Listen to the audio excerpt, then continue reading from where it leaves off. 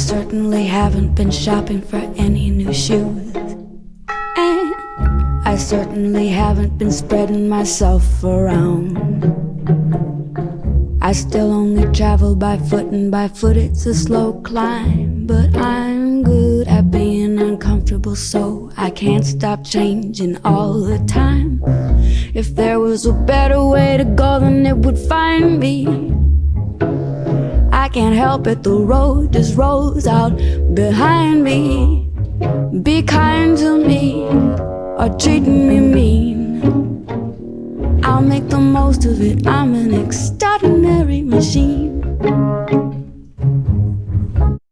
Monaco is a sovereign city-state and microstate on the French Riviera. It is bordered by France to the north, east, and west, and home to 38,682 residents. With an area of just 0.78 square miles, it is the second smallest sovereign state in the world after Vatican City. Monaco also has the world's shortest coastline of approximately 2.38 miles.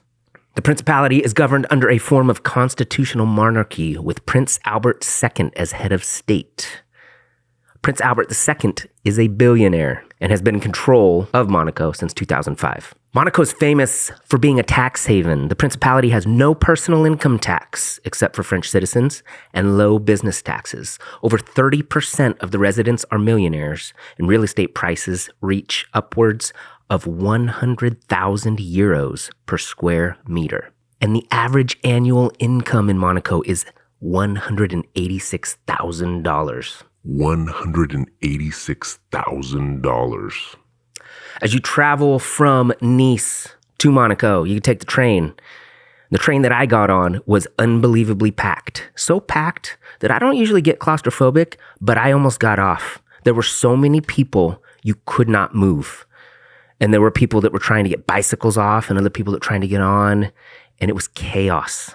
And this is only like a 20-minute ride. But once you arrive in Monaco, you walk through this underground tunnel, and as soon as you step out into the sunlight, your jaw drops. I know people use that cliche offhandedly, but I'm not kidding.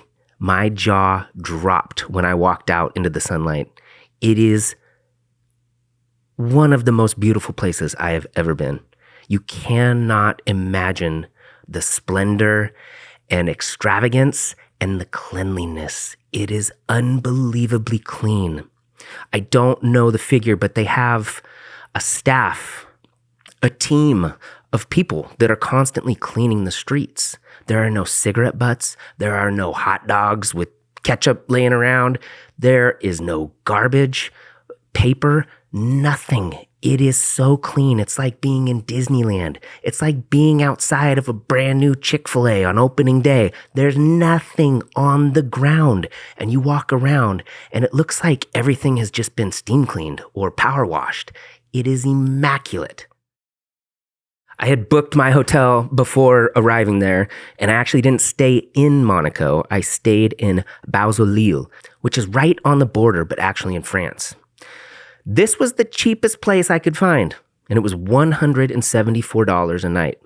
Most of the places in actual Monaco were upwards of $300, $400, $500, $600 a night, and I wasn't going to pay that. So I came out of the train station, walked up the hill, had a really difficult time finding where I was supposed to go because the streets are windy and crazy. Nothing is a straight line. But I found the place, Hotel Le Forum, checked in, went back outside and walked around, and it was incredibly hot. It was 92 degrees that day, so I was real sweaty. And I was walking around checking everything out and decided I was going to go back to the room and take a nap for a little while. When I woke up, I came out and went down to Solarium Beach, which is actually not a beach. It's more like a floating piece of concrete. As far as I know, there are not any real beaches in Monaco, or if there are, I didn't find them, but I wanted to go swimming because I wanted to get wet and be able to walk around while I was still wet. So I went swimming down here on this beach. And after I went swimming, I got out and walked up this little pathway to just get a better view of Monaco. And I stumbled upon Monaco City, which is actually not a city, but a ward within Monaco. It is a historical and statistical district. It holds most of the country's political and judicial institutions: the Prince's Palace, the Town Hall, the government, the National Council, the Municipal Council, the courts, and a prison. This part was also incredible. And had I not found this, I still would have been in love with Monaco. But once I saw this portion of it, I fucking fell in love. You walk up in here and you are in the medieval portion. It's a time warp. You see down below you these Leonardo DiCaprio yachts and these skyscrapers and Ferraris and unimaginable wealth. And then you're up here in this tiny little area that looks like Old Town Italy. It looks like old Europe. And you walk around and there are different shops where you can get little pizzas and you get some water, and just it's heavily, heavily blanketed with tourists, which is okay. And you walk to the edge of this cliff and you can see Fontville. And when you look down on that, you've got these two different areas on either side of you with immaculate buildings and yachts. And like I said before, no garbage. It looks like somebody created it and no person ever went there. It seems untouched. It's crazy. I got myself a little slice of pizza for €4 right over here in this area, and I went and looked off the cliff down into Fontville. And afterwards, went back down into the main part of the city and decided I was going to go up to Monte Carlo Casino. Outside of the Monte Carlo Casino are some of the most beautiful people you've ever seen, in some of the most expensive clothing you've ever seen, driving the most incredible cars you've ever witnessed. Every major luxury vehicle you can imagine is pulling up. It's like a taxi service. It's just one car after another driving up to the casino. And I don't know exactly why they were doing it. I guess just to show off your car. But you could just stand out there and see hundreds of thousands of dollars in vehicles over and over and over again. And I went inside the casino, and I'm not a big gambler, but I was going to gamble just to say I did it. And it was something like 18 or 20 euros just to get inside the casino. And it didn't really seem worth it to me when I was just going to lose money inside anyway. So I said, fuck it, and didn't do that.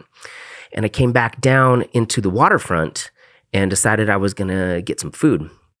They took my reservation, and I went to this different place and got some drinks for a little while.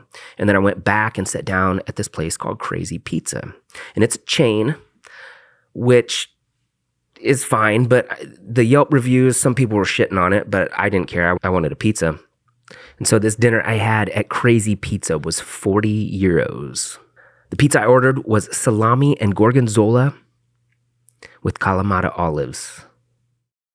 It's a chain on the coastline of Monaco. I'm sure there are millions of better pizzas in the world, but this one was fucking phenomenal. Next day, got up, had another continental breakfast. This one was not quite as good as the one I had in Nice. So after breakfast, I made my way back down the street to the tunnel and waited for the train to Finale Ligure, the next destination.